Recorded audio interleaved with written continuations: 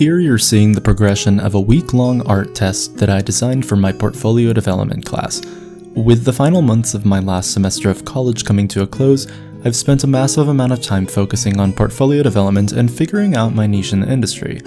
Last week, our portfolio mentors assigned us personalized week-long art test based on our primary skills as designers. I was given a level design art test in which I had to implement precise criteria to manage a player's progression throughout a 3D space. But not just one player's progression. Not two, but 4 separate players. The map had to fit a concept for a 2v2 game, incorporating foreshadowing, replayability, engaging mechanics, intrinsic and explicit level design, and pacing in a way that feels organic and fair for both teams. If this seems challenging to do in only a week, it absolutely was. Though I knew that if I wanted to get this done on time, I'd have to get an early start.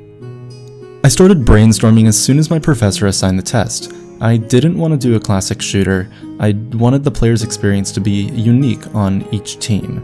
I eventually came up with a neat concept for an obstacle course game mode, where you could take the role of either a heavy lumberjack or a light scout and use your individual qualities to help your teammates progress, all while competing against an opposite team attempting to accomplish the same goal, to get to the top of the level. I decided the combination of an ancient Japanese temple and a more modern, vertically structured wooden obstacle course could blend well together. My thought process was to design one big tree in the center with 4 floors and use the surrounding trees for platform support. I decided to add verticality to reference foreshadowing. Looking up as you begin the level gives the player a general idea of where they are attempting to proceed. I started by designing rough level layouts for each floor, where, on the first floor, each team member has the same objective. The lightweight player can jump higher and climb up the individual platforms. However, sometimes they require the assistance of the heavyweight player to knock down a pole to allow for progression. Once the lightweight player reaches the next floor of the obstacle course, they can open up a shortcut to enable the heavy player to ascend the floors as well. Heavy players can interact with anything radiating a red aura, while lightweight players can interact with anything radiating a purple aura. I also implemented an excellent use of shape language among the mossy floor and the wooden platforms. The circular platforms are softer in shape and represent a destination, while the rocks are sharper and represent a barrier. Once both teams are on the massive center tree, I imagine the heavy player would be able to attack members of the opposite team to keep them from progressing, all while the scouts are the ones vertically ascending the level. This gameplay formula relies primarily on teamwork and remains the same throughout the next 2 floors. Each team's path is an equal amount of jumps despite each map section offering 2 completely separate routes for the players to choose from. A blue lighted gateway symbolizes the start of each route, and the players are guided through the course by yellow lanterns hanging from tree branches.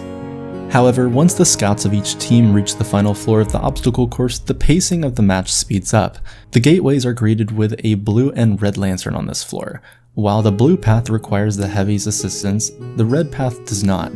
While it is a more prolonged and tedious way to traverse, skilled players might find the path rewarding, assuming your heavy player needs some time to ascend the floors. This means that the final level of the obstacle course offers 4 separate routes, making for a total of 9 unique paths to traverse and a roller coaster style pace.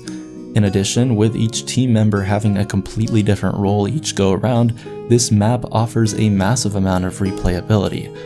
After covering all of my bases in the game's design, I decided to work out a demo to get all the necessary blueprints working. Of course, this task wasn't entirely necessary, but I did this to showcase how each team member assists progression. Then I built a gray block based on the maps I had designed and the blueprints I had coded. The ladders did not want to work at first. Our professors let us use Megascan assets to set dress our level, so I began grabbing the first of my assets and plugging them in. However, here's the bad news. Megascans has no suitable tree models, so I had to adjust segments from previously existing assets to extend the trees higher into the sky. I also couldn't find any good leaf models for spruce trees, so I ended up using an enlarged floral bush and changing the brightness to make it look more like pine. Quick solutions, am I right? Given more time, I would have definitely polished these sections up, and I also thought adding a moon would be a nice touch to the lighting in the scene. This test really felt like a work with what you got kind of project. Despite the blitzing fast pace of this art test, I'm quite happy with the final product. I plan to release another Kickstarter update for Chiaroscuro here in the coming weeks, so if any of that has your interest piqued, consider subscribing to the channel.